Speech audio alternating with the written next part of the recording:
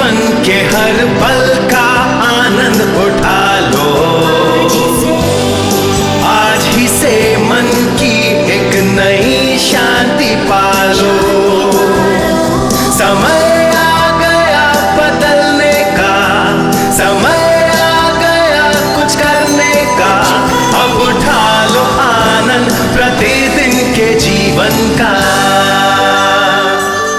मैं परमेश्वर की वचन से प्रेम करती हूँ और उसका आदर करती हूँ, क्योंकि मैं जानती हूँ कि उसने मेरे जीवन में क्या किया है। मैं विश्वास करती हूँ कि हर समय जब हम वचन सुनते हैं, यदि हमारा हृदय सच में खुला है तो हमारा जीवन बदल जाएगा। सच में हमारा जीवन बदल जाएगा। मैं यहाँ क्या सिखाऊंगी, इस विषय में थोड़ा समय पहले सोच रही थी। मैंने सोचा था कि पिछले हफ्ते एक विषय सिखाऊंगी, फिर मैंने महसूस किया कि परमेश्वर ने मेरा मन बदल दिया। मैंने निर्णय लिया था कि मैं डर के बारे में सिखाऊंगी, क्योंकि मैं सोचती हूं कि जैसे हम दूसरे क्षेत्रों में जैसे हम सोचते हैं उससे भी अधिक हम डर रखते हैं। उदाहरण के लिए, मुझे नहीं मालूम कि कौन से सत्र में, परंतु फिर भी मैं आपको हमारा लाभ उठाए जाने के डर के विषय सिखाऊंगी। मैं सोचती हूँ कि बहुत से लोग अच्छा स्वस्थपूर्ण संबंध नहीं रख सकते हैं, क्योंकि वे डरते हैं कि यदि वे सच में दीवार गिरा देंगे और अपना जीवन दूसरों के लिए खोल देंगे तो उनका लाभ उठाया जाएगा। कई बार हम अच्छा संबंध बनाने की कोशिश करने की बजाय हमारी सुरक्षा करने की कोशिश में बहुत समय बिताते हैं। यही असफलता का भय होता है। ये अद्भुत है कि हम अब तक नहीं समझ पाए कि हम असफल होकर भी नाकामयाब नहीं हो सकते। सच्चाई तो यह है कि मैं और आगे जाकर कहूंगी कि असफलता हर असली सफलता का भाग है और होना ही चाहिए।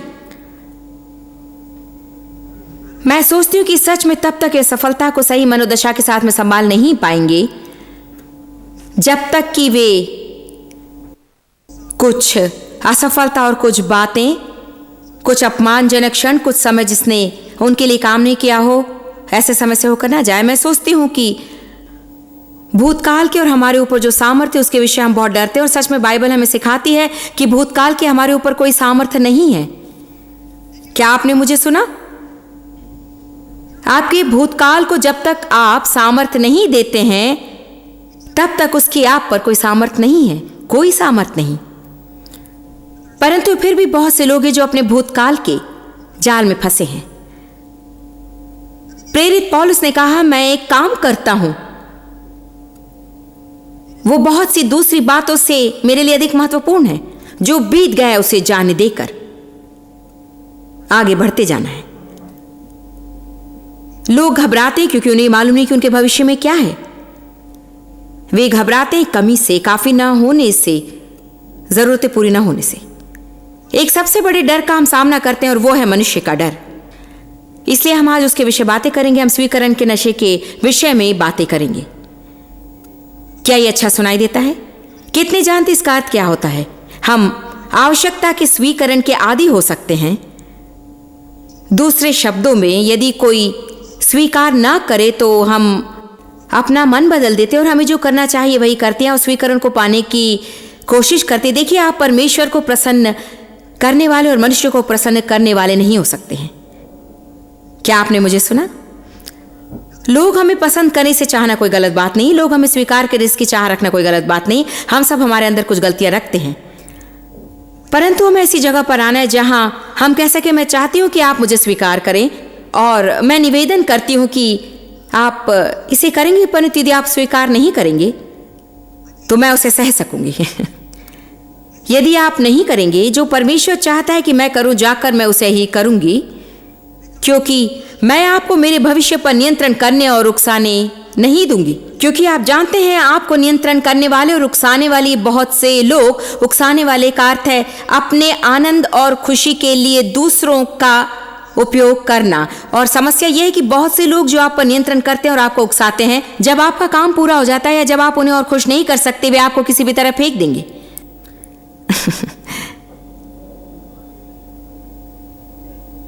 आप एक अलग व्यक्तित्व हैं, हम मसीह की बड़ी देह के अंग हैं और हम सब एक दूसरे पर प्रभाव डालते। कोई अपने आप में द्वीप नहीं, परंतु आप अपने अधिकार रखने वाले अलग व्यक्ति हैं। और कई बार आप उन बातों का सामना नहीं करते और अपने अधिकारों पर खड़े नहीं रहते, तो शैतान हमेशा किसी का प्रयोजन करेगा कि वो आपके जीवन का नाश करे। दूसरे लोगों को अपने ऊपर नियंत्रण करने देने के द्वारा लोग सच में जाल में फंस सकते हैं। ये सच में डरावनी बात हो सकती है। फिर हम अधिकारियों के अधीन होने के क्षेत्र में आते हैं और कुछ लोग उसके विषय सब कुछ मिला देते हैं। अधिकारियों के अधीन रहने का अर्थ ये नहीं कि आप डोरमैट बन जाए और कोई आपको कुचल दे, लेकिन फिर भी हमें अधिकारियों के अधीन रहना है। मुझे मेरे पति के अधिकार के अधीनता में रहना है, बाइबल कहती है, और मैं उसे करती हूँ। और हमें एक क्षेत्र में सच में संतुलित संबंध बनाए रखना है। परंतु उसका अर्थ ये नहीं कि मेरा कोई दृष्टिकोण नहीं है। मेरा मतलब ये नहीं कि मैं कभी भी ना नहीं कह सकूं। कई बार नहीं कहने के लिए सही समय होता है। नहीं, मैं वो नहीं कर सकती हूं, या वो मेरे लिए सही नहीं है। हमें संतुलन चाहिए। बाइबल पहले पत्रस 5:8 में कहती है, अच्छे से संतुलित रहो, क्योंकि तुम्हारा विरोधी शैतान गर्जने वाले सिंह की नाई इस खोज में रहता है कि किसको फाड़ खाए। मैं ये देखने से नफरत करती हूँ कि लोग दूसरों के इशारे पर काम करते हैं, कि सब उन पर नियंत्रण करते हैं और वे सबके द्वारा कुचले जाते हैं। इस रीति से कहते हैं कि बस जो कुछ आप चाहें, आप जो कुछ भी कहें। हमें तो पवित्र आत्मा की अगुवाई, मार्गदर्शन और नियंत्रण में चलना चाहिए। पवित्र आत्मा की अगुवाई, मार्गदर्शन और नियंत्रण में चलना चाहिए। हमें मनुष्य को प्रसन्न करने से अधिक परमेश्वर को प्रसन्न करना महत्वपूर्ण है। परंतु डर से आजाद जीवन जीने के लिए हमें नींव से शुरू करना है, और वो नींव है जानना। जब मैं कहती हूं जानना, तो मेरा मतलब है जानना। मैं ये नहीं कह रही हूं सिर्फ जानना, मैं परमेश्वर का प्रेम जानने के विषय कह रही हूं। बाइबल कहती कि यदि हम जान लें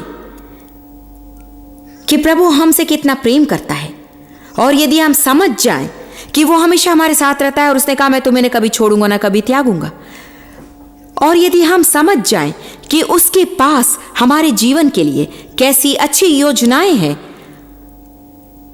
और परमेश्वर हमसे बिना शर्त के प्रेम करता है, वो अपने प्रेम पर कोई शर्त नहीं रखता है, और परमेश्वर आपकी गड़बड़ी के दिनों में भी आपसे उतना ही प्रेम करता है। आप परमेश्वर के लिए कोई आश्चर्य नहीं। जब वो आपको चुनकर अपने साथ संबंध में लाया, तब वो जानता था कि उसे क्या मिल रहा है। बाइबल कहती कि हमने उसे नहीं चुना, उसने हमें चुना है। आमीन। परमेश्वर ने चुना है। एम्प्लीफाइड बाइबल कहती है उसने हमें उद्देश्य के साथ चुना। उसने धोखा नहीं खाया, वो मूर्ख नहीं बना था। वो सोच रहा था कि उसे कुछ मिल रहा है और उसे वो नहीं मिला, क्योंकि भजन 139 कहता है कि वो हमें जानता है, हमारे मुंह के हर उन शब्द को जानता है जो कभी बोले भी नहीं गए हैं। जो विचार हम सोचेंगे उन्हें वो जानता है, वो हमें जानता है। जब प्रभु ने यिर्मयाह से कहा तुम्हें गर्भ में रचने से पहले से मैं तुझे जानता हूं, ये तो बहुत ही अद्भुत वचन है, हमें निश्चय ही से देखना है। उसने कहा तुझे गर्भ में रचने से पहले ही मैं तुझे जानता था, और मैंने तुझे अपना चुना हुआ पात्र निश्चित किया। क्या उसने इसलिए चुन लिया क्योंकि वो कोई गलती नहीं करने वाला था? नहीं, यिर्मयाह बहुत डरता था।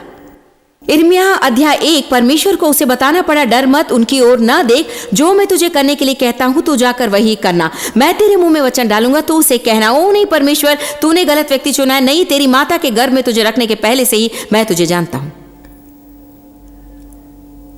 परमेश्वर आपको जानता है। वो आपको जानता है। आप अपने विषय जितना जान पाएंगे उससे अधिक वो आपके विषय जानता है। वो सब कुछ जानता है कि आप अगले हफ्ते, अगले वर्ष, आज से 10 वर्षों बाद गलत करेंगे, और आपसे प्रेम करता है। कोई उसे कैसे प्रत्युत्तर दिए बिना कैसे रह सकता है? आप कहीं भी ऐसा व्यवहार नहीं पा सकते हैं। जब आप पवित्र आत्मा के चलन को महसूस करते हैं, वो इच्छा महसूस करते हैं कि आकर अपना जीवन मसीह को दें, तो आपको समझना चाहिए कि यह आपका छोटा सा निर्णय ही नहीं है, परंतु परमेश्वर ने आपको चुना है। आप चुने गए हैं परमेश्वर के द्वारा। प्रिय प्रभु, क्या कथन है! चुने गए हैं प्रभु द्वारा। परमेश्वर के प्रेम के विषय मेरे पास कोई प्रकाशन नहीं था, इसलिए मेरे जीवन में कुछ भी काम नहीं कर रहा था। क्योंकि यदि आप प्रभु का प्रेम नहीं जाने तो आप खुद से प्रेम नहीं कर सकते, और यदि स्वयं से प्रेम नहीं कर सकते तो आपने आरंभ से ही गलती की है। मैं शायद कल इसके विषय सिखाऊंगी, मैं नहीं जानती कि किस समय, परंतु मैंने लोगों के सामने कई जगह पर खड़े रहकर ये न बताऊं कि मैं क्या विश्वास करती हूं कि सत्य क्या है, ये नहीं हो सकता है। और मैं सोचती हूँ कि बहुत से लोग, समस्या तो इस बात पर आधारित होती है कि वे खुद को पसंद नहीं करते हैं। आप शायद खुद से बुरा संबंध रखते हैं, और इस बात से शायद आप अनजान हैं कि आप खुद से बुरा संबंध रखते हैं। कुछ लोग सोचते हैं कि खुद के विषय बुरा सोचते रहना तो पवित्रता है, परंतु मैंने बताए हुए कुछ वचनों द्वारा आप पाएंगे कि प्रभु का वचन आपके विषय जो बताते उस पर आपको विश्वास करना है। बाइबल कहती कि आप बहुमूल्य हैं, आप कीमती हैं, आपका मूल्य है। मैं जो किताब लिख रही हूं उसमें एक अध्याय पर मैं काम कर रही थी और मैंने कहा कि मैं खुद को पसंद करती हूं। जब आप ऐसा कहती तो ये धार्मिक लोगों को क्रोधित कर देता है, क्योंकि वे चाहते कि आप खुद से घृणा करें और हमेशा किसी के नीचे रेंगते रहें। मैं उसे नहीं समझती हूं। ये कैसी मानसिकता है कि आप सच में सोचते हैं कि प्रभु ने अपने इकलौते पुत्र को हमारे लिए इसलिए मरने भेजा कि हम खुद से घृणा करें? तो मैंने अंत में निर्णय लिया। देखिए, मैं भी खुद को पसंद नहीं करती, क्योंकि मैं सोचती हूं कि मैं चाहने योग्य हूं, या फिर क्योंकि मैं सोचती हूं कि मैं प्रेम करने योग्य हूं, इसलिए कि ये सब होने वाली बड़ी बातें मेरे पास है। मैं बस इसे विश्वास से करती हूं, क्योंकि मैं विश्वास करती हूं कि जब मैं ऐसा नहीं करती हूं तो यह परमेश्वर का अपमान होगा।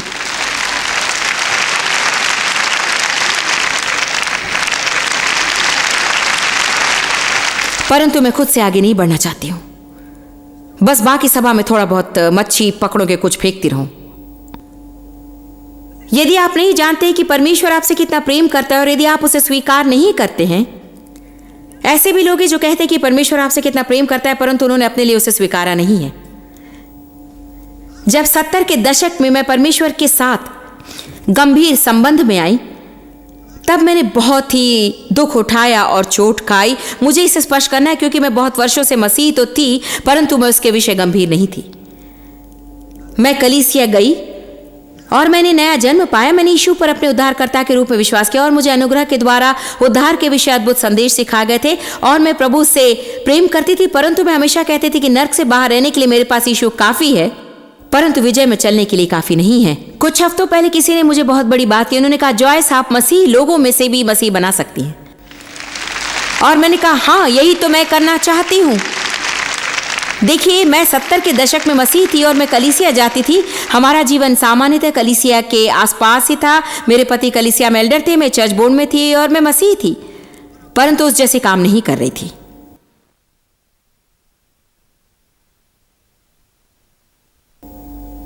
भीतर में बहुत चोट खाई हुई थी और मैं जख्मी थी। मैं कलीसिया मुखौटे को लगा सकती थी और उसे अच्छे से पहन सकती थी। पति के साथ निभाना नहीं जानती थी। हमारे घर में कोई शांति नहीं थी। बच्चों के साथ मेरा अच्छा संबंध नहीं था। मैं जिन यौन दुर्व्यवहार में से होकर गई, उसके कारण मैं कड़वाहट और बैर से पूरी भरी गई थी। मैं क्षमा करना नहीं जानती थी। मैं लोगों को पसंद नहीं करती थी, भरोसा नहीं करती थी। मैं सब पर शक करती थी। मैं निराश रहती, क्रोधित थी। मेरे पास कोई शांति और आनंद नहीं था, परंतु मैं मसीह थी। क्या आज यहां मेरी कोई सुन रहा है? हमारे पास संसार की तरह दुख रखकर उस पर मसीह का लेबल लगाए हुआ नहीं होना चाहिए। हमारी कार पर मच्छी के चिन्ह से अधिक होना चाहिए। हमें कुछ फल चाहिए।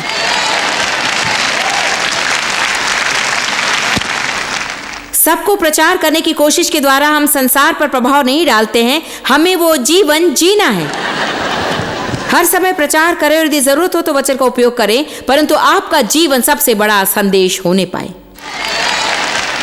अर्थात यदि मसीह लोग खुश दिखाई दिए तो हम बड़ी उन्नति करेंगे। यदि हर मसीही के पास सच में प्रभु का आनंद हो तो ये तो मानो ऐसा होगा कि जैसे वो तो उनमें से एक है, हाँ वे मसीही हैं। आमीन। खैर जो भी हो, 1976 में जब मैं एक दिन अपनी गाड़ी में अपने काम पर जा रही थी तब मैं पवित्र आत्मा से भर गई। परमेश्वर को पुकारने लगी। जीवन से परेशान थी, बीमार और थकान से थक चुकी थी। आमीन। कलीसिया जाती और उन सब क्रियाओं से जाती और जो मैं सोचती थी कि मुझे करना उसे मैं करती थी, लेकिन कोई विजय नहीं मिलती। हाँ, उस विशेष समय में जब पवित्र आत्मा मेरे जीवन पर उमड़ पड़ा, मेरे अंदर परमेश्वर के वचन का अध्ययन करने की तीव्र इच्छा हुई। इसके लिए मैं हमेशा आभारी रहूंगी, क्योंकि परमेश्वर के वचन का मैंने जितना अध्ययन किया उतना ही मेरा सामना सच्चाई से और मैंने उतना ही जाना कि मैं कितनी गड़बड़ी में हूं। यह सच में दयनीय है जब आप खुद गड़बड़ी में होते और सोचते कि बाकी सब गड़बड़ी में है। उसे धोखा कहा जाता है। और मेरे पास ये बहुत ही था। मैं भीतर चोट खाई हुई और जख्मी थी और प्रभु के प्रेम के विषय मुझे गहरा प्रकाशन चाहिए था। जब परमेश्वर ने मुझे सेवकाई में बुलाया तो सबसे पहला संदेश मैंने प्रचार किया।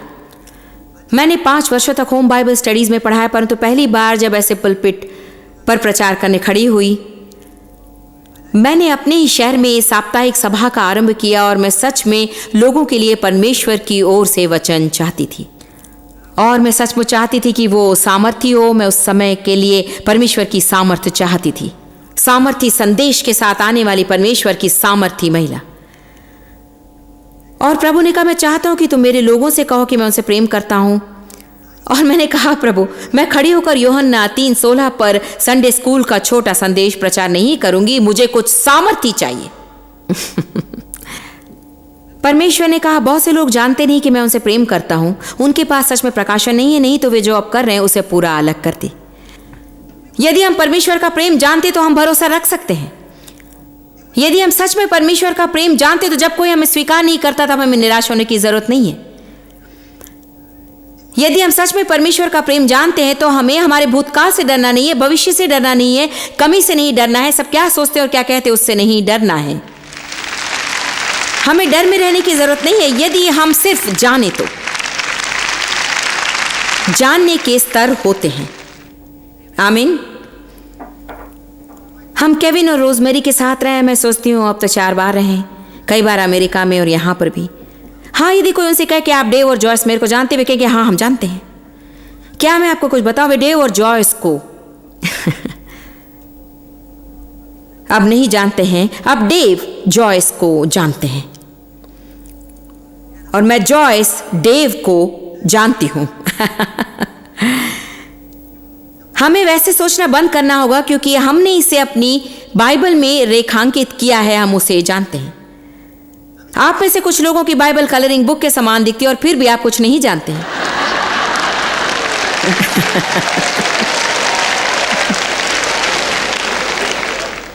मैं जानती हूँ कैसे होता है। जब हमारी बाइबल हम लेते हैं और प्रचारक कहते निकालिए पहला यूहन्ना 4:18, आप उसे खोलते हैं और यदि आपने उसे रेखांकित किया है और उसे रंग दिया है तो यह छोटा गुप्त भाग कहता है, मैं आशा करता हूं कि मेरा पड़ोसी से देखे।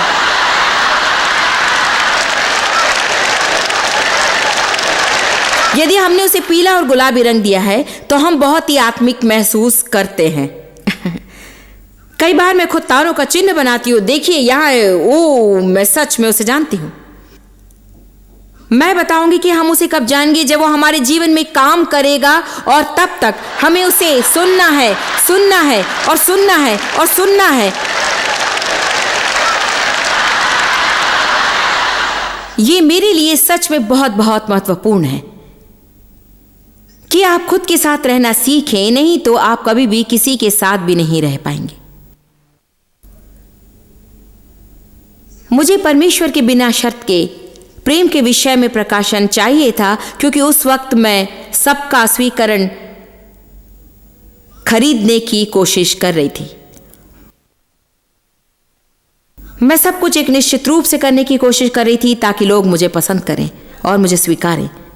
एक तरीके के कपड़े पहना, तरीके से काम करना, कलीसिया में सही समूह में रहना। मुझे याद है वो सारे मूर्खता के खेल जो मैंने कलीसिया में खेले थे ताकि मैं सही समूह में रहूं और सही समूह के लोगों में रहूं। क्या आप सोचते कि ये बातें कलीसिया में नहीं है? हाँ है। जैसे मैंने कहा, हम उस पर मसीह लेबल लगा देते हैं। हाँ, सब कोई नहीं और हर जगह नहीं, परंतु यदि वो है तो हमें उससे निपटना है। आमीन। हमारा उद्देश्य सही होना चाहिए। मैं जिन लोगों को पसंद भी नहीं करती थी, उनके साथ करीबी मित्र बनने की मैं कोशिश कर रही थी। मैं उन्हें पसंद भी नहीं करती थी। मैं उनके साथ क्यों मित्रता चाहती थी? क्योंकि मित्रता करने के लिए वे सही लोग थे, वे विख्यात थे, वे इस स्तर पर थे कि मुझे स्तर दिलवा सके। कम ऑन, मैं आज किसी से बात कर रही हूं। क्या आप सोचते हैं कि परमेश्वर इससे प्रसन्न होता है? नहीं, वो उन सब बातों से घृणा करता है। बात तो यह है कि जब मैंने 1970 के दशक में पवित्र आत्मा का बपतिस्मा पाया, तो यही लोगों का समूह पहला था जिन्होंने मुझे अलग किया, मेरे साथ कोई संबंध नहीं रखना चाहा था। यदि लोगों को आप पर नियंत्रण करने देने के द्वारा आप लोगों का संबंध खरीद सकते हैं, तो आपको यह याद रखना होगा कि उस संबंध को पाने के लिए आपने जो किया उसे आपको जीवन भर करना होगा, ताकि आपका संबंध बना रहे। बेहतर होगा कि आप भीतर जाते वक्त खुद से पूछ ले, क्या मैं सच में इसे पूरा जीवन करना चाहूंगा?